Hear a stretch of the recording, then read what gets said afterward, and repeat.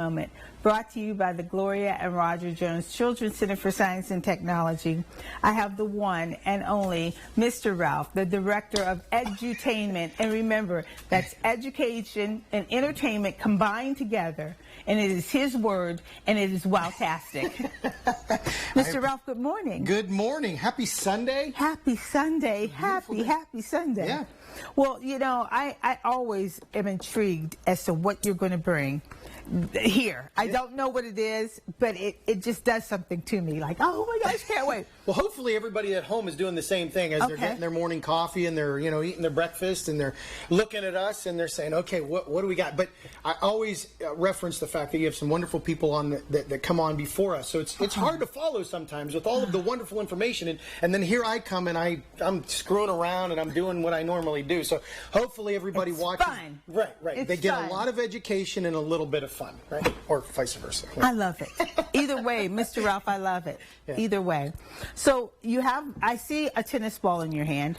Right. So what we're going to talk about today is the Magnus effect. And I know everybody out there. Did you say the magnificent? Yeah, the magnificent. Oh, I love it.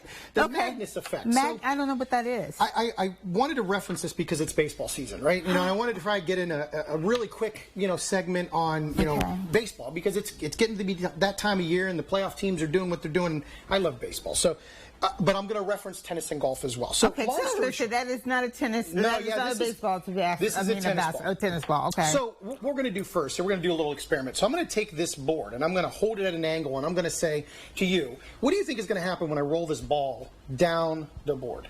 It's going to roll down and it's going to bounce on here and do something. It's going to roll down and bounce down there. And that's exactly what it did. It rolled off the table. That's fine. Okay, I'm going to go grab it real quick. Mr. Ralf goes to get it. I love it. Okay. So it did. It rolled off the board and down the table and went that way. Now, let's try something. I'm going to take an ordinary piece of paper it's a cylinder, right? We're going to do the same thing, but I want you to pay attention to what happens to the paper. And we're going to hold it up really high here and let's see what happens to the paper. What'd it do? It just fell right here. But it also, you went to reach out for it, and instead of catching it, it went backwards. It went backwards. It went backwards. Very good. That is the Magnus effect. Okay? Now, for this piece, and I'm glad you're looking at me going, what the heck? I know. As the paper was rolling down the board, it was rolling in a clockwise, manner. Yeah. So as it was rolling down, there was an amount of force. Now, there's air around us, and it's a very strong, powerful force.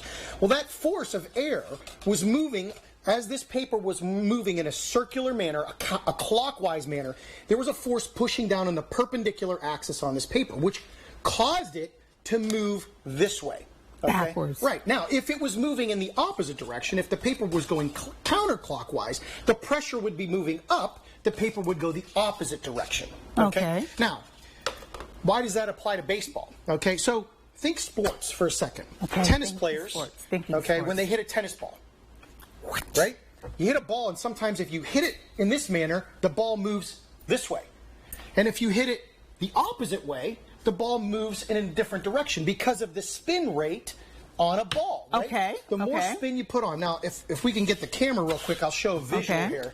But if I drew a ball, let's see if we get this in this top camera here. But if I drew a ball right here, All right. Let's see if I could draw this upside down. And if there's air moving this way over the ball, the ball would then essentially be spinning this way.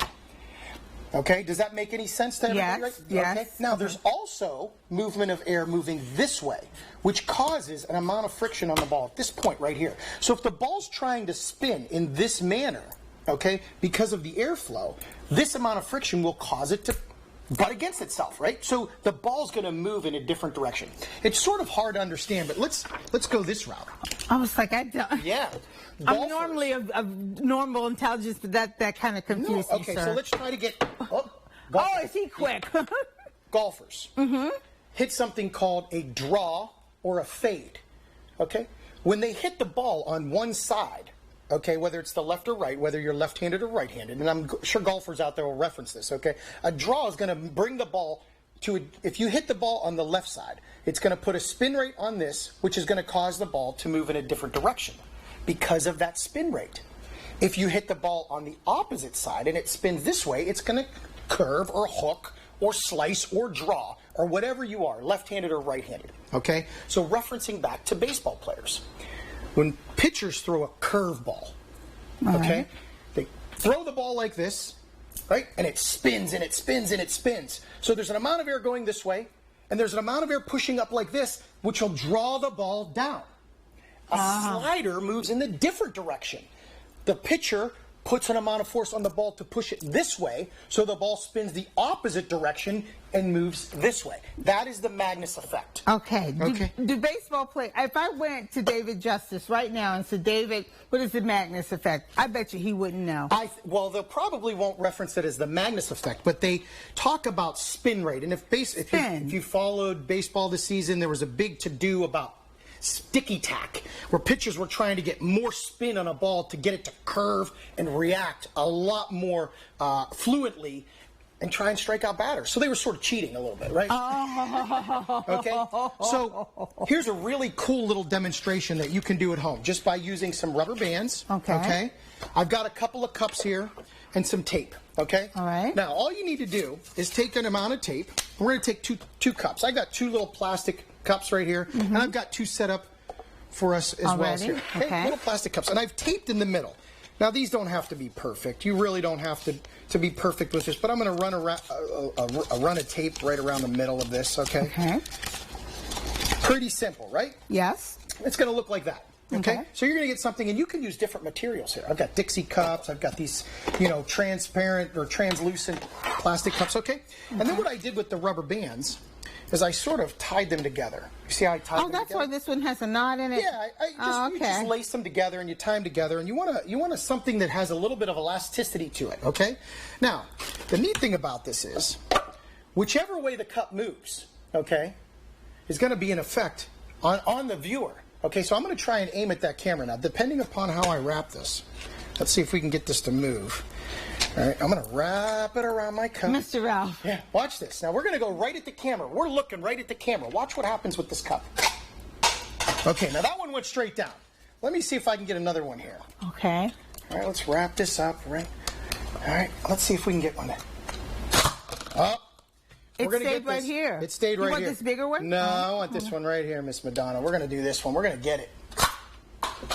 Okay, Mr. Ralph. What's going on, brother? I think I'm probably having a little struggle here wrapping this rubber band around here. Oh, but that's okay. I want to see what's going to happen. You're going to see what's going to happen? Okay, so part of the science, right, is just trying to do this appropriately. Okay.